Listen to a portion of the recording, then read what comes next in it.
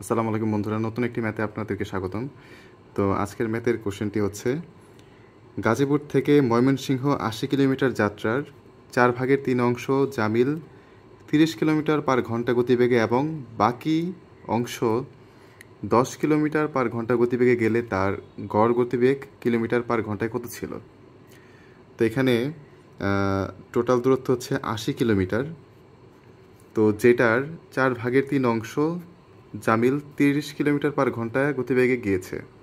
তো এখন এখানে আমরা কি লিখেছি যে 30 কিলোমিটার/ঘন্টায় যায় ৮০ কিলোমিটারের 4/3 অংশ, তাহলে কত? 60 কিলোমিটার। তো ৮০ কিলোমিটারের 4/3 অংশ আমরা বের করলাম 60 কিলোমিটার। তাহলে ৮০ কিলোমিটার থেকে এই 60 কিলোমিটার বাদ দিলে যে রাস্তাটুকু থাকবে সেটা 10 কিলোমিটার/ঘন্টা গতিবেগে সে যায়, পরবর্তী অংশ আর কি। তাহলে বাকি রাস্তা কত থাকে? টোটাল রাস্তা হচ্ছে ৮০ কিলোমিটার, এখান থেকে 60 কিলোমিটার চলে গেলে থাকে হচ্ছে 20 কিলোমিটার। এখন এখানে কি বলা আছে? 30 কিলোমিটার/ঘন্টা গতিবেগে সে 4/3 অংশ যায়। 4/3 অংশ মানে হচ্ছে 60 কিলোমিটার। সুতরাং এখানে আমরা লিখেছি 30 কিলোমিটার যায় হচ্ছে 1 ঘন্টায়, 1 কিলোমিটার যাবে কত ঘন্টায়? সুতরাং 60 কিলোমিটার যাবে কত ঘন্টায়? যাবে হচ্ছে 2 ঘন্টায়। তো সেমভাবে এখানে লিখেছি যে 10 কিলোমিটার যায় হচ্ছে 1 ঘন্টায়, সুতরাং 1 কিলোমিটার যায় হচ্ছে এত এত ঘন্টায়। সুতরাং 20 কিলোমিটার যায় হচ্ছে, 20 কিলোমিটার কোত্থেকে পেলাম? ওই যে এখানে 80 থেকে 60 মাইনাস দেওয়ার পরে বাকি রাস্তা ছিল 20 কিলোমিটার।